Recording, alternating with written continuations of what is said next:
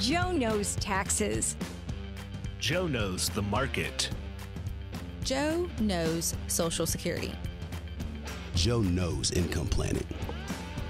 Joe knows pickleball? No. This is Joe Knows Retirement. No, that's right. And in fact, if you've got questions, we want to get them answered. And if I can't answer them myself, well, I bring in experts. This is your questions answered here on Money Life. And today we're going to dig into some Roth IRA questions. We're doing that with Joe Schmitz Jr. He is founder and chief executive officer at Peak Retirement Planning. He's the author of the book, I Hate Taxes. And if you want to learn more about him and the firm, you just need to know the name of the firm. It is peakretirementplanning.com. If you have questions for me, well, we would love to get them. I'm sorry, but all questions must be submitted in writing. You do have to send them in writing. Chuck@moneylifeshow.com is how you do that. Joe Schmitz, welcome to Money Life. Chuck, thanks for having us. Looking forward to talking about some Roth here today. Yeah, we've got 3 questions that we're going to try to answer in pretty short order here. So let's dive right in.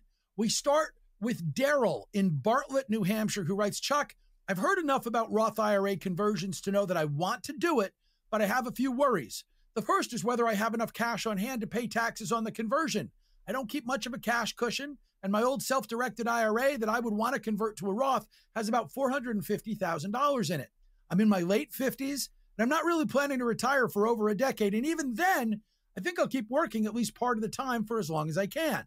Should I be looking at a Roth conversion now? Should I be waiting until maybe I slow down my working hours and do it when I get close to retirement? How do I even figure out how much I would owe in taxes if I wanted to do a conversion or a partial conversion? Yeah, this is a great question, Chuck. I mean, this is something we get all the time. I mean, because a lot of people know they probably should be doing a Roth conversion of some sort. I mean, not everyone should, but right now what we're seeing is a good majority should, especially because tax rates are lower right now. And obviously with a Roth, the money grows tax-free moving forward. And so this is an interesting one because he mentioned his age. We don't have an exact age. So obviously all this is going to be general advice. But if he is 59 and a half or older, then he can do a Roth conversion and he can withhold the taxes right out of that investment. So I know that was one of his concerns, is having the money to pay for the Roth conversion, which is an absolutely great thing to keep in mind. And if he's under age 59 and a half, which I would assume, then it's going to be hard for him to do this Roth conversion because he has to have the cash to be able to pay for it. Now, there is more advanced options out there that you could consider. One is obviously just having the money from cash flow, right? Having extra money in the bank account to be able to use for it. Another consideration is maybe he decides to retire early. I know he said he wants to work part-time. Don't know if this is an option, but just, to brainstorm, is there's something called the rule of 55 for 401ks.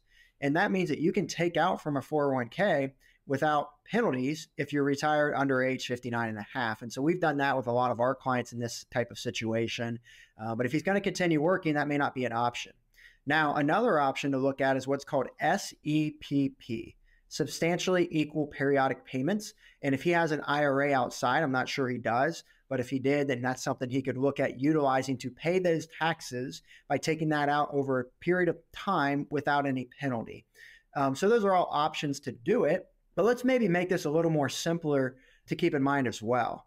Let's first back up to why would a Roth conversion even make sense for this gentleman? And one of the reasons why is to pay less in taxes over time, right? So something we always look at when we do this analysis for our clients is what would they pay in taxes now versus what would they pay in taxes in the future? Now, I'm making this very simple. There's so much more to this conversation because you have to factor in Medicare premiums. You have to factor in Social Security tax, AMT. There's all these different taxes out there that can play a part into someone's situation to see if it makes sense to convert or not. But let's take this gentleman's perspective. So if he retires early, let's say he retires at 60, he's going to have some time to do some Roth conversions when he's retired, and he could do those at really low tax rates. Now, if he is planning to work part-time, like he mentioned, he may always use up some of those lower brackets, which means if he does a conversion at that point, there's probably going to be some room, but the question is how much room? Is he going to be able to do $100,000 or a $200,000 conversion, or is it going to be $10,000 to $20,000? A lot of that depends on what type of work he's going to do, but also when does he plan to do that work? And so something we always look at is what's called the standard deduction. Now, with the standard deduction, that says that right now you can take out almost $30,000, depending on your situation if you're married, tax-free. So if you're working part-time in retirement and you're only making $20,000, well, we'd probably want to take out another $10,000 from our IRA and move it to a Roth because we don't even have to pay taxes on that money. Plus, we want to utilize the 10% and the 12%. So with this gentleman having $450,000, we may not be as intrigued to over Roth convert right now. One, he may not have the money to pay the taxes. Two is, if he's going to retire early, maybe just wait until those times to use up that standard deduction or the lower brackets at that point, maybe before you take Social Security, before Medicare kicks on at 63. Remember, Medicare starts at 65, but it starts to calculate when you're 63 based on your income that year. And so those are some of the things that we're looking at. And when we work with, our clients, a lot of our clients typically have $1 million or more saved up. For those types of folks, it's almost a non-negotiable to be looking at Roth conversions because they're going to be required to take out money from those investments at a substantial amount moving forward. In this gentleman's situation, $450,000 could grow substantially over time. So I do think Roth could make sense for him. It's just a matter of when. But his RMD at 73 or 75, for his sake, it would be 75. When he's required and forced to take out money, it may not be that debilitating to him. It may be, plannable if we can just do smaller amounts of Roth conversions over time. Yeah, well, so let's dig in on another question because it's similar and related. This one comes from Jason in Allendale, Michigan, who says, when does it make sense to do a Roth IRA conversion? He then gives his specifics. He says, my wife is going back to grad school, so we're going to be taking a hit on our income for a few years. Should we be converting her previous IRA to a Roth or converting my old 401k into a self-directed IRA and then convert it to a Roth IRA? Is the tax savings so big that it is best to do it now, or could we do it later in our careers? They're both at least 20 and probably 25 or 30 years from retiring, he says. And he notes that his wife may take a few years around grad school doing less work and more raising of kids. He then points out, my worry is we don't have a lot of money lying around to use to pay those taxes now. Would it be more costly for me to wait? I got to ask you first, Chuck, before I answer this. Do I have to answer this question? And the reason I ask that is this guy's from Michigan and I'm from Ohio. And as you know, that's a big rivalry. So are we going to help this guy or not? What do you think, Chuck? Well, Jason, I'm a University of Michigan grad. So if we're not helping him, we end the interview right now. And we don't even bother to air it. So, yeah. No, let's get into this. So this is an interesting situation because unlike the first one, this family is much younger. And so with someone who is younger, that's when Roth can start to even make more sense because all of that growth is tax-free. And one thing we always preach to people who are younger is what's called diversification. And Chuck, you've probably heard this before. When you have all your investments, you probably don't want to put them in one basket, right? We probably don't want all of our money in Bitcoin. We want to make sure that our money is in different baskets. Well, same could be called when it comes to taxes with your investments. Maybe instead of having all of our money in tax deferred, 401ks, IRA, pre-tax, what if we had a balance and had some money in Roth is something that we're typically starting to tell people to look at. And especially for this couple right now, taxes are low right now. We know in 2026, the tax rates are going up due to the Tax Cuts and Jobs Act expiring. President Trump enacted that in 2017. So we have a period of time, a window of opportunity, as I call it, where we can do some of these conversions at these lower rates.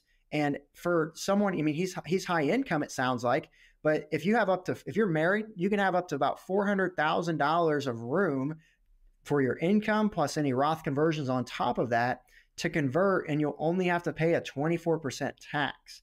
If you ask me, historically, I feel like that's a pretty efficient number to do these conversions at. So that's his things to think about. Now, his worry is how we're going to pay the taxes like we just talked about, right? He's going to have that money out of his pocket to be able to do so. So that may not be a realistic opportunity to do a huge Roth conversion. So then the conversation becomes something may be better than nothing.